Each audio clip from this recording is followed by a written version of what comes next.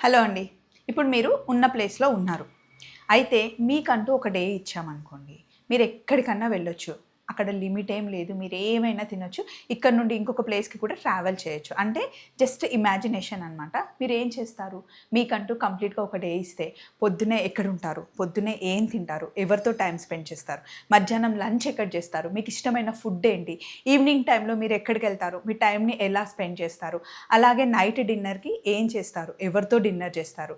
పడుకునేటప్పుడు ఎవరితో మాట్లాడతారు? అసలు ఎక్కడుండాలి అన్నది మనకంటూ అలా ఆలోచిస్తూ ఉంటే చాలా చాలా చాలా చాలా థాట్స్ వస్తాయండి.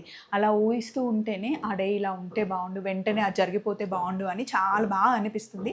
ఆ విషయాన్ని మీకు మీరు థింక్ చేసుకొని, మీ పక్కనున్న వాళ్ళతో మాట్లాడండి. అలాగే మీ లవబుల్ పర్సన్ ఉంటారు కదా!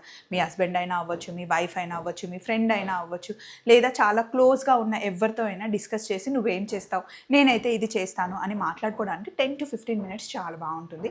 సో, మనందరికీ కామెంట్ బాక్స్ ఉంది కదా! రండి కామెంట్ బాక్స్‌లో మాట్లాడుకుందాం. మీకంటూ ఒక రోజు ఇస్తే ఏం చేస్తారు? Love you. By by.